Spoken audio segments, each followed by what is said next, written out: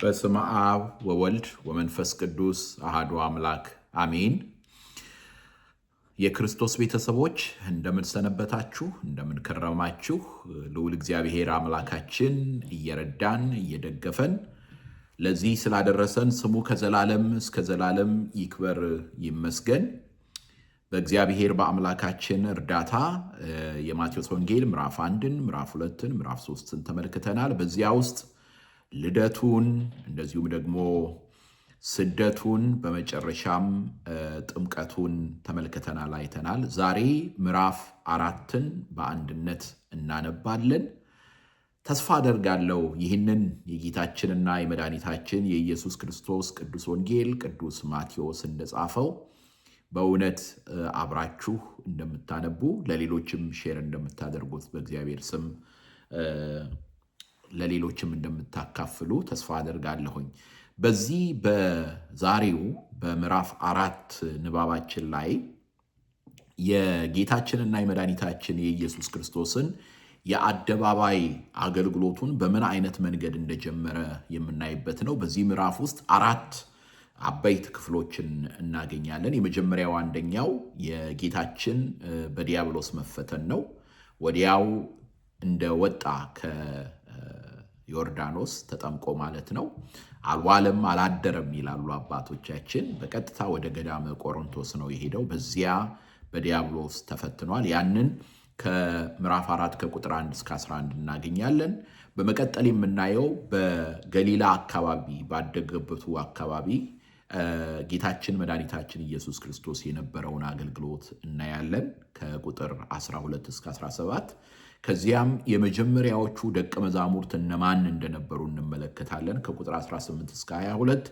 በመጨረሻም ጌታ የመንግስቱን ወንጌል ሲሰብክ በምን አይነት መንገድ በኃይል እንደገለጠ እንመለከታለን እናያለን ማለት ነው። እግዚአብሔር አምላክ ለሁላችንም ማስተዋልን ጥበብን እንዲያድለን በእውነት ልናስተውለው የሚገባንን ለሕይወታችን የሚሆነውን እርሱ በቅዱስ ቃሉ እንዲናገረን ቅዱስ ፈቃዱ ይሁንልን።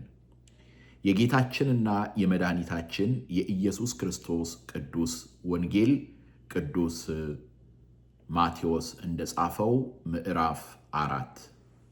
ከዚያ ወዲያ ኢየሱስ ከዲያብሎስ ይፈተን ዘንድ መንፈስ ወደ ምድረ በዳ ወሰደው። 40 ቀንና 40 ሌሊትም ከጦመ በኋላ ተራበ። ፈታኝም ቀርቦ የእግዚአብሔር ልጅ ከሆንክ እነዚህ ድንጋዮች እንጀራ እንዲሆኑ በል አለው። እርሱም መልሶ ሰው ከእግዚአብሔር አፍ በሚወጣ ቃል ሁሉ እንጂ በእንጀራ ብቻ አይኖርም ተብሎ ተጽፏል አለው። ከዚህ በኋላ ዲያብሎስ ወደ ቅድስት ከተማ ወሰደውና እርሱን በመቅደስ ጫፍ ላይ አቁሞ መላእክቱን ስላንተ ያዝልሃል፣ እግርህንም በድንጋይ ከቶ እንዳትሰናከል በእጃቸው ያነሱሃል ተብሎ ተጽፏልና የእግዚአብሔር ልጅስ ከሆንክ ወደ ታች ራስህን ወርውር አለው። ኢየሱስም ጌታ አምላክህን አትፈታተነው ተብሎ ደግሞ ተጽፏል አለው። ደግሞ ዲያብሎስ እጅግ ረጅም ወደሆነ ተራራ ወሰደው። የዓለምንም መንግስታት ሁሉ ክብራቸውንም አሳይቶ ወድቀህ ብትሰግድልኝ ይህን ሁሉ እሰጥሃለሁ አለው። ያን ጊዜ ኢየሱስ ሂድ አንተ ሰይጣን፣ ለጌታህ ለአምላክህ ስገድ እርሱንም ብቻ አምልክ ተብሎ ተጽፏልና አለው። ያን ጊዜ ዲያብሎስ ተወው፣ እነሆም መላእክት ቀርበው ያገለግሉት ነበር። ኢየሱስም ዮሐንስ አልፎ እንደተሰጠ በሰማ ጊዜ ወደ ገሊላ ፈቀቅ ብሎ ሄደ። ናዝሬትንም ትቶ በዛብሎንና በንፍታሌም አገር በባሕር አጠገብ ወዳለችው ወደ ቅፍርናሆም መጥቶ ኖረ። በነቢዩም በኢሳይያስ የዛብሎን ምድርና የንፍታሌም ምድር የባሕር መንገድ፣ በዮርዳኖስ ማዶ የአሕዛብ ገሊላ፣ በጨለማ የተቀመጠው ሕዝብ ታላቅ ብርሃን አየ፣ በሞት አገርና ጥላ ለተቀመጡትም ብርሃን ወጣላቸው የተባለው ይፈጸም ዘንድ ይህ ሆነ። ከዚያ ዘመን ጀምሮ ኢየሱስ መንግሥተ ሰማያት ቀርባለችና ንስሐ ግቡ እያለ ይሰብክ ጀመር። በገሊላ ባሕር አጠገብ ሲመላለስም 2 ወንድማማች ጴጥሮስ የሚሉትን ስምዖንን ወንድሙንም እንድርያስን መረባቸውን ወደ ባሕር ሲጥሉ አየ። ዓሣ አጥማጆች ነበሩና። እርሱም በኋላዬ ኑና ሰዎችን አጥማጆች እንድትሆኑ አደርጋችኋለሁ አላቸው። ወዲያውም መረባቸውን ትተው ተከተሉት። ከዚያም እልፍ ብሎ ሌሎችን ሁለት ወንድማማቾች የዘብዴዎስን ልጅ ያዕቆብን ወንድሙንም ዮሐንስን ከአባታቸው ከዘብዴዎስ ጋር በታንኳ መረባቸውን ሲያበጁ አየ። ጠራቸውም። እነርሱም ወዲያው ታንኳይቱንና አባታቸውን ትተው ተከተሉት። ኢየሱስም በምኩራቦቻቸው እያስተማረ የመንግሥትንም ወንጌል እየሰበከ በሕዝብ ያለውን ደዌና ሕማም ሁሉ እየፈወሰ በገሊላ ሁሉ ይዞር ነበር። ዝናውም ወደ ሶርያ ሁሉ ወጣ። በልዩ ልዩ ደዌና ስቃይም ተይዘው የታመሙትን ሁሉ አጋንንትም ያደሩባቸውን በጨረቃም የሚነሳባቸውን ሽባዎችንም ወደ እርሱ አመጡ፣ ፈወሳቸውም። ከገሊላም ከ10 ከተማም ከኢየሩሳሌምም ከይሁዳም ከዮርዳኖስም ማዶ ብዙ ሕዝብ ተከተሉት። ሰማይና ምድር ያልፋል፣ ቃሌ ግን አያልፍም አለ ጌታ ለደቀ መዛሙርቱ። እግዚአብሔር አምላክ ስለ ቃሉ እየተመሰገነ ይሁን። እንግዲህ ጌታችን መድኃኒታችን ኢየሱስ ክርስቶስ ከተጠመቀ በኋላ የእኛን ጥምቀት ልጅነት የምናገኝበትን ጸጋ እግዚአብሔርን የምናገኝበትን ከባረከልን በኋላ አንድነቱን ሦስትነቱን ከገለጠ በኋላ ጌታችን መድኃኒታችን ኢየሱስ ክርስቶስ የአደባባይ አገልግሎቱን ከመጀመሩ በፊት መጀመሪያ ያደረገው ነገር ቢኖር በዲያብሎስ ነበረ የተፈተነው። ከቁጥር 1 እስከ 11 ድረስ በዚህ በምዕራፍ 4 ላይ እንደምናገኘው ማለት ነው። እንግዲህ ጌታ በዲያብሎስ የተፈተነው የወደቁትን አዳምንና ዘሮቹን ይቤዥ ዘንድ ነው። ለቤዛነት መሆኑ የሚታወቀውን በምንድን ነው ካላችሁኝ፣ ዲያብሎስ ሄዶ ነው አዳምን የፈተነው። ጌታችን መድኃኒታችን ኢየሱስ ክርስቶስ ግን የአዳምን ሥጋ ለብሶ ሥጋ ማርያምን ለብሶ ራሱን ዲያብሎስን ወደ ምድረ በዳ ሄዶ ነበረ የተጋፈጠው። ጌታችን መድኃኒታችን ኢየሱስ ክርስቶስ የተፈተናቸው 3ቱ የኃጢአት ራሶችን ነበር። አባቶቻችን 3ቱ አርእስተ ኃጣውእ ብለው የሚናገሯቸው ማለት ነው። የመጀመሪያው አንደኛው ስስት ነው። ሁለተኛው ትዕቢት ነው። ሶስተኛው ፍቅረ ነዋይ ወይም ገንዘብን መውደድ ነው። ይሄ ዝም ብሎ የመጣ ፈተና አይደለም። አይታችሁ ከሆነ ይሄ ዲያብሎስ ጥንትም አዳምንና ሔዋንን ኋላም ጌታን ራሱን ፈትኖታል። በመጨረሻም ደግሞ በእኛ ዘመንም ደግሞ አሁንም ቢሆን ብዙ ሰዎችን የሚፈትነው በዚያ ነው። ብዙ መጽሐፍት ተጽፈዋል በዚህ ጉዳይ። ስንቶች ኃያላን እንደወደቁ በስስት ወይም ደግሞ በልቅ በሆነ ፍትወት፣ በገንዘብ እንደዚሁም ደግሞ በስልጣን በትዕቢት ከማንም በላይ እሆናለሁ በማለት እና ይሄውኑ ፈተና አዳምና ሔዋን የተፈተኑበት ፈተና ነው። ዘፍጥረት ምዕራፍ 3 ቁጥር 6 ላይ ልታዩ ትችላላችሁ። ሴቲቱም ዛፉ ለመብላት ያማረ እንደሆነ መብል ለዓይንም እንደሚያስጎመጅ ለጥበብም መልካም እንደሆነ አየች። ከፍሬውም ወሰደችና በላች፣ ለባሏም ደግሞ ሰጠችው፣ እርሱም ከእርሷ ጋር በላ። ይሄ ጥበብ የተባለው እንደ እግዚአብሔር ትሆናላችሁ ያለው ማለት ነው። በቃ ይሄንን ብበላ እግዚአብሔር የሌለበት ኢንዲፔንደንት የሆነ ላይፍ መኖር እችላለሁኝ ብለው ነበረ ያሰበችው ሔዋን። ስለዚህ ጌታ የተፈተነበት ፈተና ካያችሁት መጀመሪያ በመብል ነው፣ ቀጥሎ በትዕቢት ነው፣ ቀጥሎ ደግሞ በፍቅረ ነዋይ ነበረ የፈተነው ዲያብሎስ እና ያ ፈተና አዳምና ሔዋን የተፈተኑት ፈተና ነው። ዮሐንስ ወንጌላዊ በመልእክቱ ላይ በምዕራፍ 2 ላይ አንደኛ ዮሐንስ ምዕራፍ 2 ላይ እኔና እናንተ የምንፈተነው ይሄንኑ ፈተና እንደሆነ ነግሮናል። ዓለምን ወይንም በዓለም ያሉትን አትውደዱ። ዓለምን ወይም በዓለም ያሉትን አትውደዱ። በዓለም ያለው ሁሉ እርሱም የሥጋ ምኞትና የዓይን አምሮት፣ ስለ ገንዘብም መመካት ከዓለም ስለሆነ እንጂ ከአባት ስላልሆነ ማንም ዓለምን ቢወድ የአባት ፍቅር በእርሱ ውስጥ የለም። ተመልከቱ፣ 3ቱ ፈተናዎች እንደገና እዚህ ቦታ ላይ ተጠቅሰዋል። ጌታ የተፈተነባቸው ፈተናዎች የሥጋ ምኞት፣ የዓይን አምሮት፣ ስለ ገንዘብ መመካት። ስለዚህ እነዚህ ፈተናዎች ሁልጊዜ የሚመጡ ናቸው እና ጌታችን መድኃኒታችን ኢየሱስ ክርስቶስ ዮሐንስ አፈወርቅ ይህንን ገልጾታል በትርጓሜው ላይ። ምንድን ነው እዚህ ቦታ ላይ ያሳየን? የእርሱ ስንሆን መፈተናችን የማይቀር እንደሆነ ነው። የጌታ የሆኑት ለክርስቶስ ሕይወታቸውን የሰጡ በፈተና ውስጥ ያልፋሉ፣ ምንም ጥርጥር የለውም። እና የዚያን ጊዜ ያንን ፈተና ድል የምናደርገው ደግሞ በቃል እግዚአብሔር ነው፣ በእግዚአብሔር ቃል ነው። የእግዚአብሔር ቃል በልባችንን ሲሞላ በአፋችን ሲኖር የዚያን ጊዜ ማንም የማይቋቋመው የመንፈስ ሰይፍ በእጃችን ላይ ይሆናል። መጠቀም እንችላለን፣ መሳሪያችን ይሆናል። እና ጌታችን መድኃኒታችን ኢየሱስ ክርስቶስ ከአንድ መጽሐፍ ነው ለዚያውም የጠቀሰለት ለሶስቱም ፈተናዎች ዘዳግም ምዕራፍ 8 ቁጥር 3ን፣ ዘዳግም ምዕራፍ 6 ቁጥር 16ን፣ ዘዳግም 6 ቁጥር 13ን ነበር የጠቀሰለት። ግን አንድ ነገር እዚህ ጋር ማየት አለብን።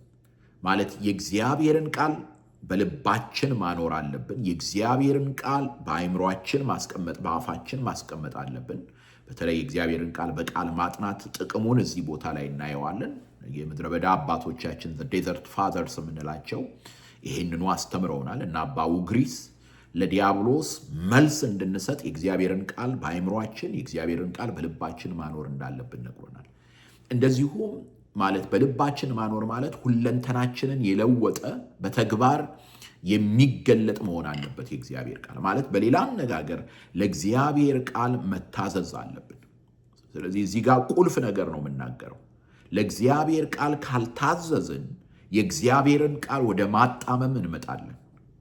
ለእግዚአብሔር ቃል ካልታዘዝን እዚሁ ፈተና ላይ ዲያብሎስ የተጠቀመበትን መንገድ መከተል እንጀምራለን። አይታችኋል። ጌታ በቃሉ ሲዋጋው ዲያብሎስ ደግሞ ጥቅስ መምዘዝ ጀመረ። መዝሙር 90 በቅንፍ 91 በጣም የሚገርማችሁ ነገር ያ መዝሙር ዲያብሎስን መከላከያ መዝሙር ነው። ብዙዎች ቅዱሳን የተጠቀሙበት መዝሙር ነው። በልዑል መጠጊያ የሚኖር ሁሉን በሚችል አምላክ ጥላ ስር ያድራል። በቀጥታ ዲያብሎስን መከላከያ ነው። በአጠገብህ 1000 በቀኝህ 10,000 ይወድቃል፣ ወደ አንተ አይቀርቡም። የቀትር ጋኔንን ማባረሪያ መዝሙር ነው። ያን መዝሙር አጣሙ አቀረበው። ያን የእግዚአብሔርን ቃል አጣሙ አቀረበው። ለምን? ምክንያቱም ዲያብሎስ የእግዚአብሔርን ቃል እኮ ያውቃል፣ ግን አይታዘዘውም፣ አይኖረውም። እና በሌላ አነጋገር ምንድን ነው? እግዚአብሔር ከዚህ ይሰውረን። የእግዚአብሔርን ቃል በተለይ አሁን በዚህ ወቅት የእግዚአብሔርን ቃል አብራችሁ የምታነቡ ቃሉን ዝም ብሎ ለኢንፎርሜሽን ብቻ ከሆነ የምንሰማው ቃሉን ወደ ማጣመም እንመጣለን። ነገር ግን የእግዚአብሔርን ቃል ስንኖረው ግን ስንታዘዘው ግን ይቅር በሉ ሲለን ይቅር ስንል፣ እውነትን ተናገሩ ሲለን ስንናገር፣ ንስሐ ግቡ ሲለን ስንገባ፣ ወንድማችንን ውደዱ ሲለን ስንወድ፣ የዛን ጊዜ ወንድሞቼ እህቶቼ ያ የእግዚአብሔር ቃል የመንፈስ ሰይፍ ይሆንልናል። ስለዚህ ዲያብሎስን ድል ሲያደርገው እናያለን። በስስት የመጣበትን የዲያብሎስን ፈተና ወደ እግዚአብሔር ኢየሱስ ክርስቶስ ሰው በእግዚአብሔር ቃል በእንጀራ ብቻ ሳይሆን በእግዚአብሔር ቃል እንደሚኖር ይነግረዋል። በትዕቢት የመጣበትን ለመፈታተን ራስን ከመቅደሱ ወርውር ብሎ የመጣበትን ጌታችን መድኃኒታችን ኢየሱስ ክርስቶስ እግዚአብሔርን አምላክህን አትፈታተነው ብሎ ሲናገር እንመለከታለን። በትህትና ይመልስለታል። በፍቅረ ንዋይ የመጣበትን ይህንን ዓለም በሙሉ እሰጥሃለሁ ስገድልኝ ሲለው እግዚአብሔርን ብቻ አምልክ ብሎ በጸሊያ ንዋይ ማለትም ገንዘብን በመጥላት ነገር ግን እግዚአብሔር ሁሉ በሁሉ እንደሆነ እንድናውቅ በማድረግ ሲናገር ነው ያለን። ፈተናው ራሱ ካስተዋላችሁት ስጋዊ መልክ አለው፣ በሆድ የመጣ ነው። ሳይኮሎጂካል የሆነ መልክ አለው፣ ራስን በትዕቢት እንድንወጥር የሚያደርግ ነው። እንደገና ደግሞ መንፈሳዊ መልክ አለው፣ በእግዚአብሔር ላይ በጠላትነት እንድንነሳ የሚያደርግ ነው። ስለዚህ የዲያብሎስ ፈተና ሁልጊዜ ዝም ብሎ መንፈሳዊ በትምህርት ክላስ ቀምጠውና መንፈሳዊ የሚመስል ብቻ እንዳይደለም ማወቅ አለብን። ስጋዊ በሆነ መንገድ ይመጣል፣ ሳይኮሎጂካል በሆነ አይምሯዊ በሆነ ነገር ይመጣል፣ ነፍሳዊ በሆነ ነገር ይመጣል፣ መንፈሳዊ በሆነ መንገድ ይመጣል። ስለዚህ በሶስቱም ኤሪያዎች ላይ ሃይማኖታዊ በሆኑ መልኮች የዲያብሎስ ፈተና እንደሚመጣ፣ ነፍሳዊ በሆነ ሳይኮሎጂካል በሆነ መንገድ የዲያብሎስ ፈተና እንደሚመጣ በጣም ልንጠነቀቅ ይገባል ማለት ነው። በመቀጠል የምንመለከተው ከቁጥር 12 እስከ 17 ላይ የምናየው በገሊላ የነበረውን አገልግሎት ነው እና በገሊላ የነበረው አገልግሎት በኢሳይያስ 9:1 ላይ ተጠቅሷል። ኢሳይያስ 9 ስለ መሲሁ የሚናገር ነው፣ ስለሚመጣው መሲህ እና በዚያ ስፍራ ላይ ምንድነው የሚለው? በገሊላ በአሕዛብ ገሊላ ያለው ሕዝብ በጨለማ የሚኖረው ሕዝብ ታላቅ ብርሃን አየ፣ በሞት ጥላ መካከል ለሚኖረው ሕይወት እንደወጣለት ሕይወት እንዳየ ይነግረናል። እና ቅዱስ ቄርሎስ በትርጓሜው ላይ እንደሚነግረን ይሄ ታላቅ ብርሃን የተባለው ራሱ ክርስቶስ ነው። በክርስቶስ የተሰበከው ክርስቶስ ያስተማረው ወንጌል ነው። እና ምንን ነበር ያስተማረው? የሚገርም ነው። በዚሁ በቁጥር 14 ላይ እንደምናገኘው መንግሥተ ሰማያት ቀርባለችና ንስሐ ግቡ ማለት ጌታ 3 ዓመት ያስተማረው ትምህርት ሁሉ ቢጠቃለል በእነዚህ በሁለቱ ቃላቶች በሁለቱ ነገሮች ነው ያለው። መንግሥተ ሰማያት ቀርባለች እና ንስሐ ግቡ ማለት መንግሥተ ሰማያት ቀርባለች ማለት እግዚአብሔር ራሱ ቀርቧል። መንግሥተ ሰማያት የተባለው እርሱ ራሱ ባለቤቱ ነው። እርሱ በሥጋ ማርያም ተገልጦልናል። እርሱ ቀርቦልናል። ከእርሱ ጋር አንድ የምንሆንበት ኅብረት የምናገኝበት ተሰጥቶናል። አንድ ሁለተኛ ያንን ኅብረት ለማግኘት እኛ ደግሞ ፊታችንን መመለስ አለብን ወደ እግዚአብሔር። የሰው ልጅ ለእግዚአብሔር ጀርባ ሰጥቶ ነበር። አሁን ግን ወደ እግዚአብሔር መመለስ አለበት። ወደ እግዚአብሔር መምጣት አለበት። ይህንን አገልግሎት ጌታችን መድኃኒታችን ኢየሱስ ክርስቶስ ሲሰጥ እናያለን እና በመቀጠል የምናገኘው የመጀመሪያዎቹ ደቀ መዛሙርት ሲጠሩ እናገኛለን። ጴጥሮስና ወንድሙ እንድርያስ፣ የዘብዴዎስ ልጆች ያዕቆብና ወንድሙ ዮሐንስ። የጴጥሮስ የእስራኤላዊ ስሙ እዚህ ቦታ ላይ ተጠቅሷል። ጴጥሮስ የግሪክ ስሙ ነው። ፔጥራ ማለት አለት ማለት ነው። ስምዖን ደግሞ የዕብራይስጥ ስሙ ነው እና ጴጥሮስ እና ወንድሙ እንድርያስ፣ የዘብዴዎስ ልጆች ያዕቆብና ወንድሙ ዮሐንስ እነዚህ አሳ አጥማጆች ነበሩ፣ ያልተማሩ ነበሩ። ጌታ ለደቀ መዛሙርትነት ጠራቸው። ኋላ በዓለ ሃምሳ ላይ እንደምናየው መንፈስ ቅዱስ በላያቸው ላይ ሲወርድ ዓለምን የለወጡ ሆነዋል። የዓለምን ታሪክ የቀየሩ ሆነዋል። በጣም ደስ የሚል ቃል ክሮማቲየስ የተባለ የቤተ ክርስቲያን አባትና መተርጉም ስለ እነዚህ አጠራር ሲናገር ይህንን ቃል ተናግሯል። እንዲህ ይላል፣ ባነብላችሁ ደስ ይለኛል። ጌታ ለመለኮታዊ ስብከት ተግባርና ለሐዋርያነት ጸጋ ከብዙ የሕግ መምህራንና ጸሐፍት መካከል ከብዙ የዓለም ጠቢባን መካከል የመረጣቸው እነዚያ አሳ አጥማጆች ምንኛ ብፁዓን ናቸው። በእውነትም ያ ምርጫ ለጌታችን የሚገባና ለስብከቱም ተስማሚ ነበር። ይኸውም በዘመኑ ትሑታንና ዝቅተኛ የሆኑት ቃሉን ሊሰብኩ በስሙ ስብከት ውስጥ የምስጋናው ድንቅነት ይበልጥ እንዲታወቅ ነው። ዓለምን በቃል ጥበብ ይማርኩ ዘንድ ሳይሆን ሐዋርያው እምነታችሁ በእግዚአብሔር ኃይል እንጂ በሰው ጥበብ እንዳይሆን እንደሚለው በቀላል የእምነት ስብከት የሰውን ዘር ከሞት ስህተት ነፃ ያወጡ ዘንድ ነው። በሌላም ስፍራ ሐዋርያው እንዲህ ይላል፣ ነገር ግን እግዚአብሔር ጥበበኞችን እንዲያሳፍር የዓለምን ሞኝ ነገር መረጠ። ብርቱንም ነገር እንዲያሳፍር እግዚአብሔር የዓለምን ደካማ ነገር መረጠ። እግዚአብሔርም የሆነውን ነገር እንዲያጠፋ የዓለምን ምናምንቴ ነገር፣ የተናቀውንም ነገር፣ ያልሆነውንም ነገር መረጠ። ስለዚህ ስብከታቸው እንዳይጠረጠር ማለትም በሰው ኃይል የተደረገ እንዳይመስል የዓለምን መኳንንት ወይንም ሀብታሞችን አልመረጠም። ሰዎች በጥበባቸው የሰውን ዘር አሳመኑ ብለው እንዳያምኑ የዓለምን ጠቢባን አልመረጠም። ነገር ግን የመድኃኒታችን ጸጋ በግልጽ ይታወቅ ዘንድ ማንበብ የማይችሉትን ሙያ የሌላቸውንና ያልተማሩትን አሳ አጥማጆች መረጠ። እግዚአብሔር አምላክ ይክበር ይመስገን። ሰውን አጥማጆች ያደርጋቸዋለሁ ብሎ መረጠ። እነርሱም ሁሉን ትተው ተከተሉት። ሁሉን ትተው ተከተሉት። ኋላ ላይ ጴጥሮስ ሁሉን ትተን የተከተልን እኛ ምንድን ነው የምናገኘው ብሎ ሲጠይቀው እናያለን። እና ጌታም በ12ቱ ነገደ እስራኤል ላይ ተቀምጣችሁ ትፈርዳላችሁ ይላቸዋል። እና ቅዱስ ዮሐንስ አፈወርቅ ምን ይለናል እዚህ ላይ? እምነታቸውንና ታዛዥነታቸውን ልብ በሉ ይለናል። እምነታቸውንና ታዛዥነታቸውን ልብ በሉ። ምንም እንኳን በስራቸው መካከል ቢሆኑ አሳ ማጥመድ ምን ያህል ጊዜ የሚፈጅ አድካሚ ስራ እንደሆነ ታውቃላችሁ። ትእዛዙን በሰሙ ጊዜ አልዘገዩም፣ ወይም ነገ ዛሬ አላሉም፣ ወይም ወደ ቤት ተመልሰን ከቤተሰባችን ጋር እንመካከር አላሉም። ይልቁንም ኤልሳዕ ኤልያስን በተከተለ ጊዜ እንዳደረገው ሁሉንም ትተው ተከተሉት ካለ በኋላ እንዲህ ይለናል። ክርስቶስ ከኛ የሚፈልገው እንዲህ ያለውን ታዛዥነት ነው። እጅግ በጣም አስፈላጊ የሆነ ነገር እንኳን በእጅጉ ቢጫነን ለአንዲት ቅጽበት እንኳን እንዳንዘገይ ይፈልጋል። በመጨረሻ ይሄ ምዕራፍ የሚደመደመው ጌታችን መድኃኒታችን ኢየሱስ ክርስቶስ የመንግስቱን ወንጌል በሚሰብክበት ጊዜ በሕዝብ ያለውን ደዌውን፣ ሕማሙን ይፈውስ እንደነበረ ነው። የመንግስቱ ወንጌል የእግዚአብሔር ወንጌል በሚሰበክበት ቦታ ላይ ዛሬም ድረስ ደዌ ሥጋ፣ ደዌ ነፍስ ይጠፋል፣ ይወገዳል። ጌታ ሐዋርያቱንም ሲልክ ያለው ይሄንኑ ነበር የላካቸው በሕዝቡ ዘንድ ያለውን ደዌውን እንዲፈውሱ ነው። ምክንያቱም ወንጌላችን የነፍስን ደዌ የሥጋን ደዌ የሚፈውስ ነው፣ የሚያስወግድ ነው። ለእግዚአብሔር ሁለንተናችንን እንድንሰጥ የሚያደርግ ነው። ይህንን ወንጌል የሰጠን አምላክ፣ ይህንን የመንግስቱን ወንጌል የሰበከልን አምላክ፣ በእውነት መንግስቱን ሊሰጠን በንስሐ የጠራን አምላክ ስሙ ከዘላለም እስከ ዘላለም ይክበር ይመስገን። እንግዲህ ወደ ታላቁ ምዕራፍ ደግሞ እየደረስን ነው። ይህ የእግዚአብሔር መንግስት ምን ይመስላል? ባህሪው ምንድን ነው? መንግስተ ሰማያት ቀርባለችና ንስሐ ግቡ ተብለናል። በዚያ በመንግስቱ ውስጥ የገቡስ ምን አይነት ባህሪ ነው የሚታይባቸው? ምን አይነት ካራክተር ነው የሚታይባቸው? በሚቀጥለው ክፍል እንመለከታለን፣ እናያለን።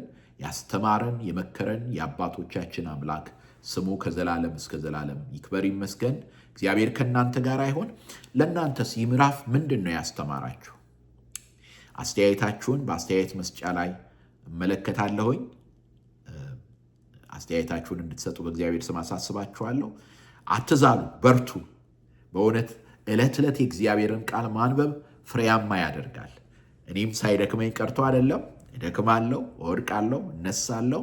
ነገር ግን እግዚአብሔር በእውነት በቃሉ ሲሞላን የበለጠ ድፍረት ይኖረናል፣ የበለጠ ኃይል ይኖረናል። ድፍረት ይኖረናል ማለት እግዚአብሔር አለኝ፣ አምላኬ ከኔ ጋር ነው፣ አይተወኝም፣ የዚህ ዓለም ጭንቀት፣ የዚህ ዓለም መከራ እኔን አንዳች አያደርገኝም ማለት እንጀምራለን። እግዚአብሔር በቃሉ ልባችንን በሰላሙ እንዲሞላ ቅዱስ ፈቃዱ ይሆንልን።